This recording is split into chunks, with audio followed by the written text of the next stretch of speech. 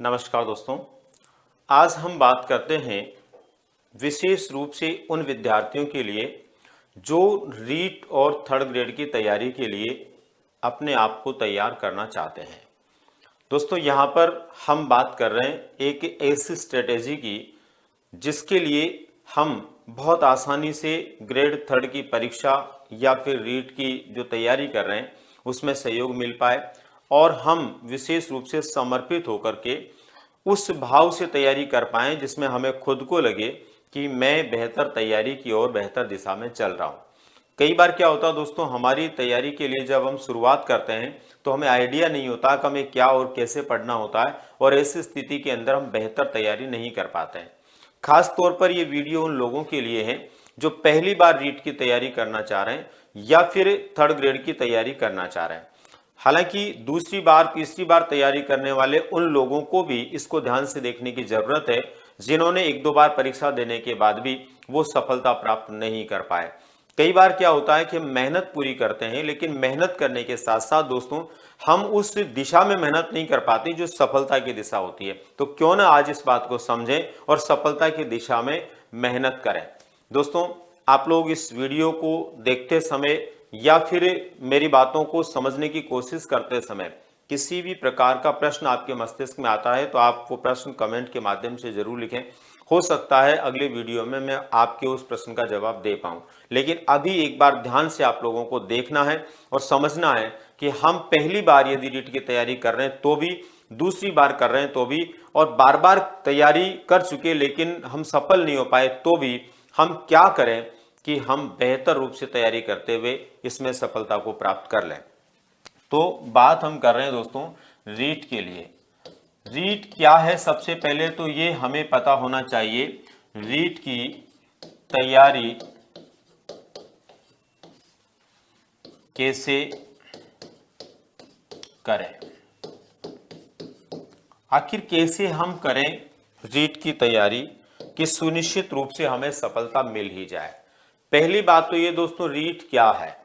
देखो, राजस्थान में अध्यापक पात्रता परीक्षा आरटी 2009 कानून के तहत जो लागू की गई है उसके लिए राजस्थान में जहां पहले आरटेट के लिए या आरटेट एग्जाम होता था, अब उसी को हम रीट के नाम से जानते हैं। पहले आरटेट के बाद में ग्रेड थर्ड होता था और उसके बाद में पोस्टिंग होता था, तब उसे हम आरटेट और ग्रेड थर्ड के नाम से जानते थे। बाद में सरकार ने जो है एक ही परीक्षा के माध्यम से भर्ती प्रक्रिया शुरू कर दी और हुआ ये कि रीट उसका नाम कर दिया गया, यानी आरटेट को रीट में बदल दिया गया। अभी पिछली सरकार ने इसका नाम नहीं बदला, नाम रीट ही रखा, लेकिन एक परीक्षा और ली गई जिसके माध्यम से ग्रेड थर्ड की भर्ती हो पाई। इसी तरह दोस्तों आने वाले समय में क्या होगा क्या नहीं होगा ये आगे की बात है, लेकिन अध्यापक भर्ती परीक्षा या ग्रेड थर्ड शिक्षक भर्ती परीक्षा के लिए यदि आपको बैठना है तो रीट की पात्रता परीक्षा या अध्यापक पात्रता परीक्षा को आपको निश्चित रूप से पास करना होगा। बिना अध्यापक पात्रता परीक्षा के ग्रेड थर्ड का एग्जाम हम नहीं दे सकते। तो इसका मतलब ये हुआ दोस्तों, रीट एक ऐसी परीक्षा है, ऐसी पात्रता परीक्षा है जो हमें ग्रेड थर्ड के लिए योग्यता प्रदान करती है। यानी ग्रेड थर्ड का शिक्षक बनना है तो हमें सबसे पहले अपनी योग्यता के अंदर अध्यापक पात्रता परीक्षा वाली योग्यता अर्जित करनी पड़ेगी। इसके लिए राजस्थान माध्यमिक शिक्षा बोर्ड जो है परीक्षा का आयोजन करता है। अब दोस्तों बात आती है सबसे पहले तो इसके लिए परीक्षा में क्या क्या पूछा जाता है और क्या इसका पाठ्यक्रम होता है, उसको लेकर के मोटे तौर पर हम यहाँ बात करेंगे और फिर क्या किस तरह से हमें तैयारी शुरू करनी चाहिए ताकि हम सफल हो ही जाएं और किन विषयों पर ज्यादा ध्यान देना चाहिए इसको लेकर के हम बात करते हैं। तो सबसे पहले दोस्तों हम बात करते हैं रीट के लिए भी दो लेवल है। रीट के लिए भी दो लेवल है, तो हम बात करते हैं पहले लेवल फर्स्ट को लेकर के। लेवल फर्स्ट को लेकर के दोस्तों, रीट जो एग्जाम है, अध्यापक पात्रता परीक्षा जो है, इसमें रीट लेवल फर्स्ट जो है उसमें सबसे पहले तो कौन लोग बैठ पाते हैं। तो देखो, इसमें बैठने के लिए आप लोगों का 12वीं पास होने के साथ ही आपका क्या होना चाहिए, BSTC होना चाहिए। BSTC या फिर DL एड होना जरूरी है, यानी BSTC आपने किया हुआ है या DL आपने किया हुआ है तो आप लोग जो है इसके लिए योग्य हैं। पहली चीज तो ये है। अब इसके बाद में बात आती है दोस्तों, यहां पर आप लोग जो है कोई ये सोचिए कि मैंने ग्रेजुएशन कर लिया फिर DL या BSTC हो, तो बिल्कुल वो तो योग्य है ही है। मिनिमम क्वालिफिकेशन ये, इससे ज्यादा भी आपके पास है तो चलेगी, लेकिन फर्स्ट लेवल के लिए आपके लिए ये होना जरूरी है BSTC या DL। ठीक है। अब इसके बाद बात आती है दोस्तों पाठ्यक्रम को लेकर के। इसका जो पाठ्यक्रम है वो क्या है, ऑलरेडी जिन्होंने एग्जाम दिया वो अच्छे से जानते हैं, लेकिन पहली बार जो देने वाले हैं उनको इस बात का ध्यान रखना है कि इसका पाठ्यक्रम क्या होता है। दोस्तों इसके अंदर आपके सबसे पहले नंबर पर एक पार्ट है बाल विकास और शिक्षा शास्त्र। ये आपका इसमें पहला पार्ट होता है, यानी बाल विकास और शिक्षा शास्त्र से संबंधित प्रश्न आपको इसमें पूछे जाते हैं। इसके बाद में सेकंड नंबर पर इसमें आती है भाषा में 2 भाषाएं हैं, भाषा फर्स्ट, और तीसरे नंबर पर है फिर भाषा, ये होती है भाषा सेकंड। अब देखो भाषा फर्स्ट और भाषा सेकंड में क्या है, जैसे भाषा फर्स्ट के अंदर आप भाषा ले सकते हैं, हिंदी ले सकते हैं, अंग्रेजी ले सकते हैं, और भी कोई भाषा आप लेना चाहें तो ले सकते हैं। ऐसे ही भाषा सेकंड के अंदर जो है बहुत सारी भाषाएं हैं, हिंदी अंग्रेजी के साथ में आप संस्कृत ले सकते हैं, उर्दू ले सकते हैं, पंजाबी ले सकते हैं, मतलब अलग अलग की बहुत सारी भाषाएं जो हमारे राजस्थान में प्रचलन में है, उनमें से कोई सी भी एक भाषा का आप चुनाव कर सकते हैं। इस तरह से जो है भाषा फर्स्ट और सेकंड है। इसके बाद में 4 नंबर पर बात आती है तो इसमें होता है दोस्तों गणित, यानी गणित से संबंधित आपका पेपर होता है। एक होता है इसमें पर्यावरण अध्ययन। अब यहां पर मोटे तौर पर हम बात कर रहे हैं दोस्तों कि बाल विकास और शिक्षा शास्त्र जो है इसके यहां पर आप लोगों को 30 प्रश्न पूछे जाने हैं। भाषा फर्स्ट के भी 30 प्रश्न आने हैं, भाषा सेकंड के भी 30 प्रश्न आने हैं, गणित के भी 30 प्रश्न आने हैं, और पर्यावरण अध्ययन के भी 30 प्रश्न आने हैं। इन सभी के 30-30 प्रश्न जो है पूछे जाते हैं। और दोस्तों ये जो 30-30 प्रश्न पूछे जाते हैं, इन 30-30 प्रश्नों का पूर्णांक जो होता है वो भी 30-30, मतलब एक एक प्रश्न होता है एक एक नंबर का, तो उतना ही होता है। इसका मतलब ये हुआ कि आपके ये 5 टोटल पेपर हो गए, 5 पेपरों में 30-30 के हिसाब से टोटल 150 प्रश्न आपको पूछे जाते हैं। और ये 150 जो प्रश्न होते हैं दोस्तों, ये 150 अंक के ही होते हैं, यानी प्रत्येक प्रश्न 1 अंक का होता है। ठीक है, यहां तक आपको बात स्पष्ट है। अब देखिए ये जो 150 अंक के 150 प्रश्न होते हैं, परीक्षा के अंदर माइनस मार्किंग नहीं होती है, यानी आप सारे 150 प्रश्न भी करके आ जाते हैं तो गलत प्रश्नों के अंक नहीं कटेंगे। माइनस मार्किंग जो अन्य परीक्षाओं में होती है वो उस तरह से यहाँ पर नहीं होती है। तो इसका मतलब आप जितने भी प्रश्न करके आते हैं बहुत अच्छी बात है, पूरे भी करके आते हैं तो अच्छी बात है। तो यहां तक ये बात हमें समझ में आ जाए। अब दोस्तों बात आती है कि इनकी तैयारी जो हम करें तो किस व्याप पे करें। पहले हमें पता होना चाहिए कि इनमें आता क्या क्या है। जैसे दोस्तों बाल विकास और शिक्षा शास्त्र की हम बात करें तो यहां पर पूरे के पूरे प्रश्न आपके CDP से संबंधित आते हैं, चाइल्ड डेवलपमेंट से संबंधित आते हैं, पेडागोजी से संबंधित आते हैं, 30 प्रश्न। भाषा फर्स्ट भाषा सेकंड इनकी हम बात करें तो इनके अंदर व्याकरण से जुड़े हुए प्रश्न भी आते हैं, और इसके अलावा इनके अंदर मेथड्स के प्रश्न भी आते हैं। इनमें मेथड्स के प्रश्न भी आते हैं भाषा फर्स्ट में और भाषा सेकंड दोनों में। गणित की बात करें तो यहां पर आप लोगों को गणित भी पूछी जाएगी, सामान्य गणित, और यहां पर भी आपको जो है मेथड्स के प्रश्न भी पूछे जाएंगे। पर्यावरण अध्ययन की बात करें तो यहां पर भी आपको पर्यावरण अध्ययन के 20 प्रश्न, और साथ में आपको जो है इसके अंदर प्रश्न किसके पूछे जाएंगे, मेथड्स के प्रश्न पूछे जाएंगे। इसका मतलब ये हुआ कि इन चारों ही विषयों के अंदर अगर हम 10-10 प्रश्न भी मानते हैं एवरेज, वैसे हिंदी या फर्स्ट लैंग्वेज में ज्यादा आने हैं, लेकिन 10-10 भी हम मानते हैं दोस्तों, तो 40 प्रश्न आपके किसके होंगे, मिनिमम से मिनिमम मेथड्स के होंगे, और 30 प्रश्न आपके किसके होंगे, शिक्षा शास्त्र और बाल विकास से जुड़े हुए। ऐसे करके दोस्तों 70 प्रश्न आप लोगों को केवल और केवल किसके पूछे जाने हैं, साइकोलॉजी और मेथड के पूछे जाने हैं। इसका मतलब यह हुआ कि साइकोलॉजी और मेथड के पूछे जाने, और साइकोलॉजी और मेथड एक ऐसा विषय है, दोनों मिलाकर के हम उसको शिक्षा मनोविज्ञान या शैक्षिक मनोविज्ञान के रूप में जानते हैं। और शैक्षिक मनोविज्ञान को यदि आपने बहुत अच्छा बना लिया तो इसका मतलब 150 में से 70 प्रश्न, यानी लगभग आधे से 5 प्रश्न कम, आपका आधा सिलेबस इसमें लगभग पूरा होता है। लगभग कितना सिलेबस पूरा होता है, लगभग आधा सिलेबस पूरा होता है। इसका मतलब यह हुआ कि सबसे पहले यदि हमें सफलता प्राप्त करनी है तो सबसे पहले जरूरी है हमारा बाल विकास और शिक्षा शास्त्र वाला यानी मनोविज्ञान वाला और मेथड्स वाला पार्ट बहुत अच्छा होना चाहिए। जिस व्यक्ति ने फर्स्ट लेवल में इन चीजों को बहुत अच्छा कर लिया तो उनकी पात्रता को कोई रोकने वाला नहीं है। क्यों नहीं है दोस्तों? इसलिए नहीं है कि इनको यदि आपने बेहतर कर लिया तो बाकी देखो भाषा के अंदर जो व्याकरण से जुड़े हुए प्रश्न आने हैं, भाषा से संबंधित प्रश्न आने हैं, वे तो आप प्रारंभ से ही पढ़ते हुए आ रहे हैं। उनके अंदर 10th लेवल तक के आपको पूछे जाएंगे, जो बहुत आसानी से आप उनमें जितने प्रश्न पूछे जाएंगे आधे से प्रश्न तो आप कर ही देंगे, कोई दिक्कत नहीं आने वाली किसी को।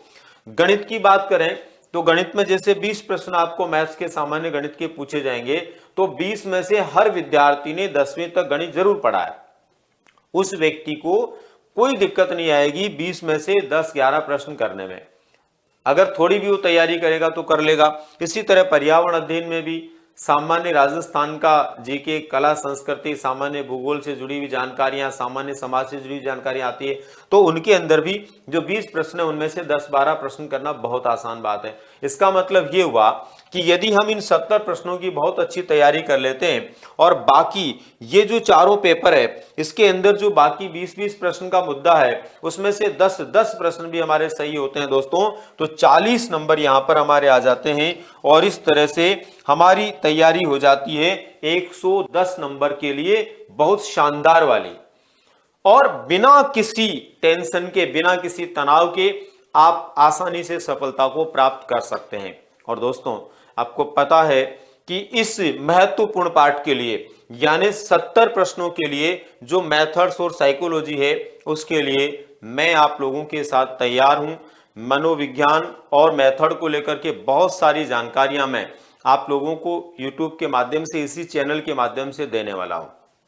बहुत जल्द मैं आप लोगों को एक संपूर्ण स्ट्रेटेजी बताने वाला हूं जिसमें कब कब मेरी क्लासेज होगी और कैसे कैसे आप लोग जो है उन क्लासों का लाभ ले सकते हैं। इसके साथ में ही दोस्तों जैसा कि आपको विदित है मेरा खुद का अपना संस्थान जो है अभी उदयपुर के अंदर शुरू हो रहा है और उस संस्थान में भी लगभग इसी महीने के अंत से आप लोगों को ऑफलाइन क्लासेस भी उपलब्ध रहेगी। तो यदि आप वहां से जुड़े हुए हैं तो वहां से भी अपनी क्लास लेकर के बेहतर तैयारी कर सकते हैं। और यदि आप YouTube से भी पढ़ करके तैयार होना चाहते हैं तो डेफिनेटली यहाँ पर भी बहुत सारी अच्छी चीजें और जो आपकी सफलता में मील का पत्थर साबित हो वो मैं बताने वाला हूँ और आप निश्चित रूप से अपनी सफलता को प्राप्त यहाँ से कर पाएंगे। तो दोस्तों इस तरह से आप लोगों को लेवल फर्स्ट के लिए तैयार होने की आवश्यकता है और इसकी तैयारी में आपको जुट जाना चाहिए। जैसा कि आपको विदित है अंतरिम बजट के माध्यम से लगभग 70,000 पदों पर भर्तियों के लिए कहा गया है। उनमें से ज्यादातर भर्तियां शिक्षक भर्तियां हैं और उसमें भी 30,000 से ज्यादा भर्तियां ग्रेड 3 के लिए होनी है। उनके लिए पहले रीट पात्रता परीक्षा होगी, उसके बाद में ग्रेड 3 होगा। तो आप लोगों के लिए एक स्वर्णिम अवसर है, स्वर्णिम मौका है कि आप अपनी तैयारी में जुट जाएं। तो ये था दोस्तों लेवल फर्स्ट के लिए। अब हम बात करते हैं लेवल सेकंड के लिए। लेवल सेकंड को लेकर के हम बात करें दोस्तों तो लेवल सेकंड जो है, लेवल सेकंड जो है रीट में, इसमें हमारे दो तरह का होता है। एक तो इसमें होता है हमारे SST का और एक होता है साइंस मैथ्स का, यानी ये दो तरह के इसके अंदर है, SST भी है और साइंस मैथ्स भी है। इन दोनों के लिए ही क्या है दोस्तों, इनके सिलेबस की यदि हम बात करें तो इसमें अपने जो आता है उसमें पहले नंबर पर वही बाल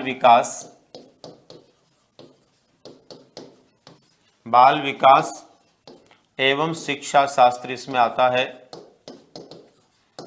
बाल विकास एवं शिक्षा शास्त्र आता है, जिसके 30 प्रश्न पूछे जाएंगे। इसके बाद में आपके इसके अंदर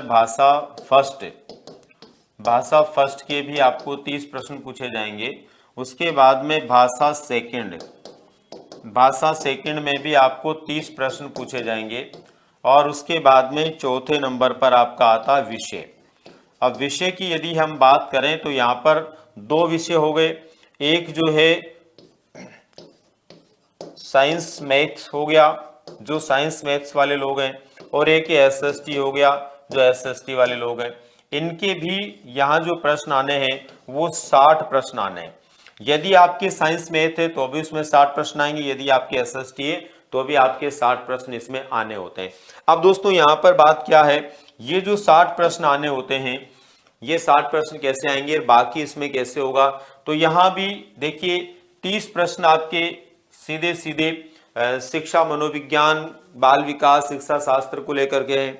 30 प्रश्न फर्स्ट के, 30 सेकंड लैंग्वेज के और 60 ये, तो टोटल यहाँ पर आपके कितने हो गए, 150 प्रश्न हो गए। यानी लेवल सेकंड में भी 150 प्रश्न हो गए। और अंकों की बात करें तो यहाँ भी एक प्रश्न 1 अंक का है, तो 150 अंक यहाँ पर हो गए। इसमें भी दोस्तों क्या स्ट्रेटेजी हमारी होनी चाहिए तैयारी की, सबसे पहले किसको बेहतर हम करें कि निश्चित रूप से हमारी सफलता हमें मिली जाए। देखिए दोस्तों, अगर आप एसएसटी के विद्यार्थी हैं तो एसएसटी का पाठ्यक्रम इतना लेंदी है, उसमें जीके आदि की स्थितियां इस तरह की बन जाती है। हालांकि उसको जीके नहीं कह सकते, वो सब्जेक्टिव है, लेकिन आपको वो जीके जैसी लगता है, जिसमें आपको हिस्ट्री भी पढ़ना है, पॉलिटी भी पढ़ना है, ज्योग्राफी भी पढ़ना है, इकोनॉमिक्स भी पढ़ना है, तो वो आपको ऐसा लगता है कि शायद हम जीके ही पढ़ रहे हैं। कुल मिलाकर के वो आपको एक बड़ा भारी और लंबा चौड़ा पाठ्यक्रम लगता है। उसके अंदर से आप लोगों को जो प्रश्न पूछे जाएंगे उनकी संख्या कितनी होगी, 50। और 10 प्रश्न इसके अंदर किसके पूछे जाएंगे, आप लोगों को 10 प्रश्न इसके अंदर आपको मेथड के पूछे जाएंगे। तो यहाँ पर जो है 10 प्रश्न आपके मेथड के होंगे और 50 प्रश्न जो आपके सब्जेक्टिव होंगे। ऐसे ही साइंस मैथ के अंदर भी आपको जो है 10 प्रश्न आपको मेथड से जुड़े हुए पूछे जाएंगे और बाकी आप लोगों को किसके होंगे, सब्जेक्ट के होंगे। यहाँ पर भी आप लोगों के लिए कम से कम 10-10 प्रश्न, वैसे फर्स्ट लैंग्वेज में 15 क्वेश्चन आते हैं, फर्स्ट लैंग्वेज में कितने आते हैं, 15, लेकिन हम 10-10 भी माने, कम से कम भी माने दोस्तों, तो ये मान के चलिए 10 इसके, 10 इसके और 10 इसके मिलाकर के 30 प्रश्न कम से कम बोल रहा हूं मैं, और 30 प्रश्न ये, ऐसे करके 60 प्रश्न टोटल हमारे किसके आने हैं, जिसके अंदर बाल विकास शिक्षा शास्त्र और इसके अलावा जो मेथड्स के आने हैं। इनको यदि हमने तैयार कर लिया दोस्तों तो एक बड़ा सहयोग आपको मिलने वाला है, क्योंकि इनको तैयार करना बहुत आसान है। इनका सीमित पाठ्यक्रम होता है और मन से एक बार यदि आप पढ़ लेते हैं तो बहुत आसानी से ये तैयार हो जाते हैं और सरलता पूर्वक आप इन 60 प्रश्नों की तैयारी कर सकते हैं। उसके बाद में दोस्तों बात आती है, आप जो है भाषा के ऊपर ध्यान दें, फर्स्ट लैंग्वेज को बहुत अच्छे से तैयार करें। सेकंड लैंग्वेज जो है आप अपनी रुचि के हिसाब से लेते हैं तो उसको भी आप, चाहे आप इंग्लिश लेते हैं, संस्कृत लेते हैं और अन्य कोई भाषा लेते हैं, तो उसको भी बेहतर तरीके से आप तैयार करें तो निश्चित मान के चलिए आप लोग उसमें भी बहुत आसानी से कर सकते हैं। बहुत बड़ा टिफिकल ये नहीं होता है। 12th लेवल का आप लोगों के अधिकतम पूछा जाता है, 12th लेवल का आपके अधिकतम पूछा जाता है। विषय साइंस मैथ और एसएसटी में भी आपके 12th लेवल का जो है मैक्सिमम वहां से पूछा जाता है। यानी उसका जो है 12th लेवल तक का, यदि आपका मैथ्स बहुत अच्छा है, आपका साइंस बहुत अच्छा है, एसएसटी है आपके सब्जेक्ट हो तो उसमें आपका एसएसटी बहुत अच्छा है, तो इजीली आप उसमें जो है अच्छे प्रश्न कर सकते हैं।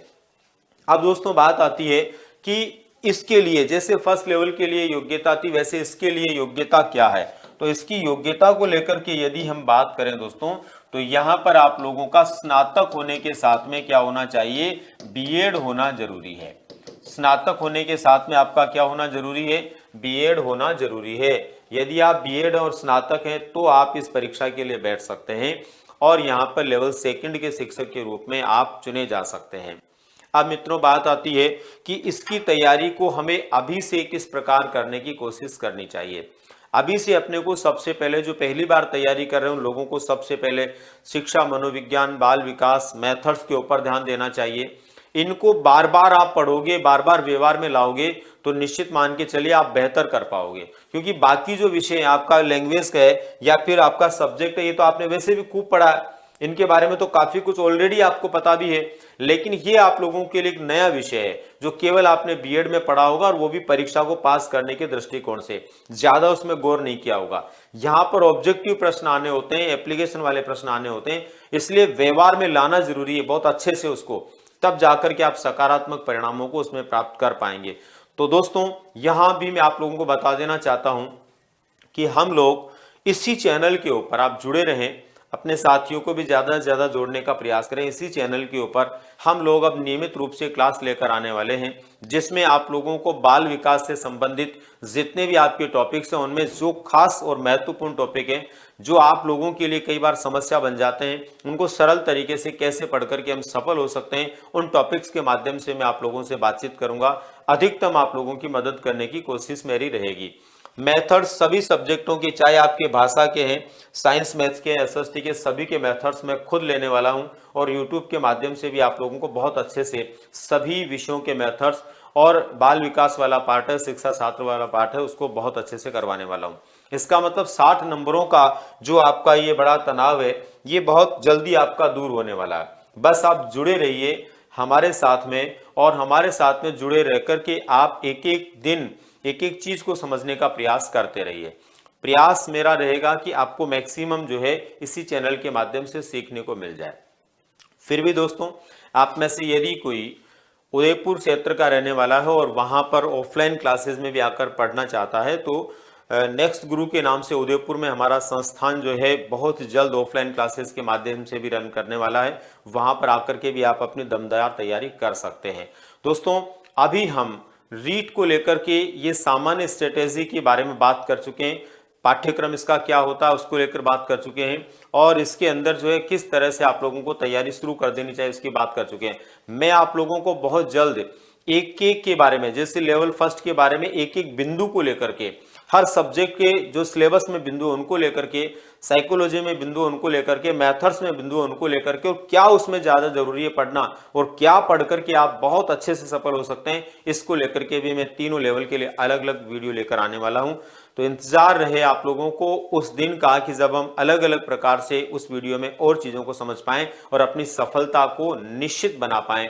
तो मिलते हैं दोस्तों फिर किसी नई जानकारी के साथ में और आने वाली क्लासेस के साथ में। धन्यवाद।